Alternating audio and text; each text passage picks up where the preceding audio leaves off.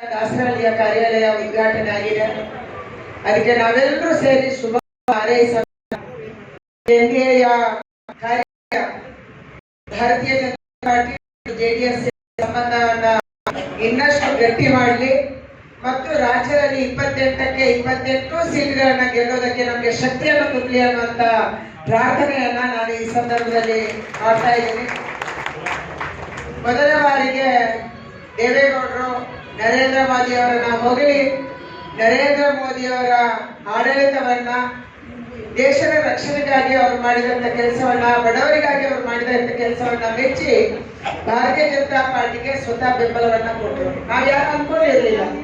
ಯಾಕಂದ್ರೆ ಹಿಂದೆ 2020 ಸರ್ಕಾರ ಮಾಡಿದಾಗ ಕೂಡ ದೇವೇಗೌಡರು ಬಂದಿರಲಿಲ್ಲ. ಕೇವಲ ಕುಮಾರಣ್ಣ ಮತ್ತು ಯಡಿಯೂರಪ್ಪನವರು ಸೇರಿ ಈ ಸರ್ಕಾರವನ್ನ ಮಾಡಿದ್ರು.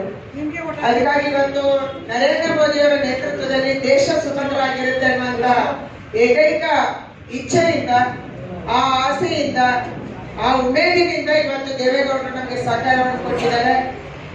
ಜೆಡಿಎಸ್ನ ಮತ್ತು ಬಿಜೆಪಿಯ ಶಕ್ತಿ ಸೇರಿದ್ರೆ ನಮ್ಮ ಶಕ್ತಿ ಇಮ್ಮಡಿಯಾಗುತ್ತೆ.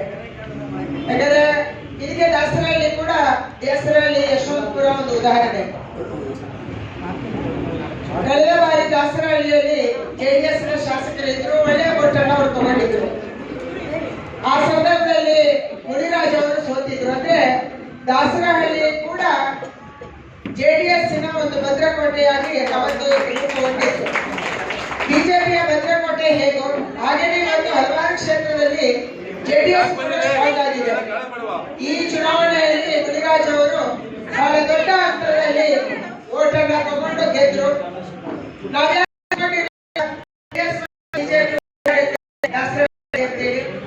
ಬಹಳ ಖುಷಿಯಾಗಿ ಎಲ್ಲ ಮುಖಂಡರು ಇವತ್ತು ಮುನಿರಾಜ್ ಮಾಡ್ತಾ ಇದ್ದಾರೆ.